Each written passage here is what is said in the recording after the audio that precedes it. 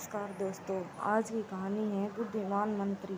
बहुत पुरानी बात है। एक राजा हुआ करते थे जिनका नाम था दीप सिंह। वो जैसे ही सोकर उठे थे तो उनको बहुत तेज प्यास लगी थी, पर उन्होंने देखा उनके आसपास कोई भी नौकर नहीं है। उन्होंने जोर से आवाज़ लगाई और पानी लाने को कहा। तभी उनके कमरे में से एक कूड़ा साफ करने वाला नौकर जा रहा था। उसने देखा राजा को प्यास लगी है तो वह दौड़कर राजा के लिए पानी ले आया। राजा को यह बात बहुत बुरी लगी, पर उनको प्यास लगी थी तो उन्होंने पानी पी लिया और उसको बाहर जाने का आदेश दिया। तब राजा के नौकर आ गए। तब राजा ने सबको डांटा और कहा, तुम लोगों को मेरी सेवा में बिल्कुल भी ध्यान नहीं है। मेरे पास पीने को पानी क्यों नहीं रखा गया? कुछ ही देर में राजा के पेट में दर्द होने लगा। उनकी तबीयत बिगड़ गई। राज्य के सबसे बड़े वैद्य को बुलाया गया। राजा का उपचार कराया गया, पर वैद्य को कुछ भी समझ में नहीं आया कि राजा क्यों बीमार हुए हैं और क्यों उनकी तबीयत बिगड़ गई है। वैद्य ने राजा को औषधि खिला दी और यह कहकर चले गए कि आप किसी ज्योतिषी को दिखाइए, शायद आपको कोई और समस्या है।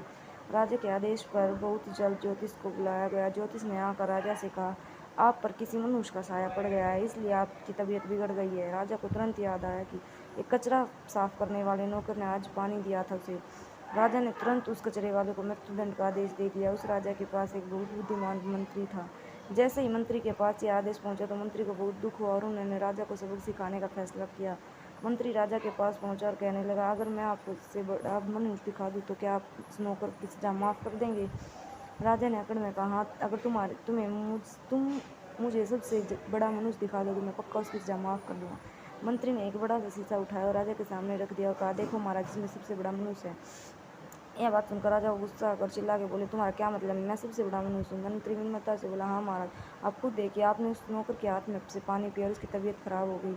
उस नौकर ने आपको पानी दिया और उसके सामने उसकी मौत आ गई। भला आप ही बताइए, तबीयत खराब होना मनुष्य या मौत आना? राजा को पल भर में अपनी गलती का एहसास हो गया और उन्होंने उस कैदी को तुरंत रिहा करने का आदेश दिया और अपने बुद्धिमान और साहसी मंत्री की बहुत तारीफ की। शिक्षा: किसी भी घटना के हर पहलू को समझने से पहले हमें निर्णय नहीं लेना चाहिए, चाहे किसी की बातों में आकर फैसला नहीं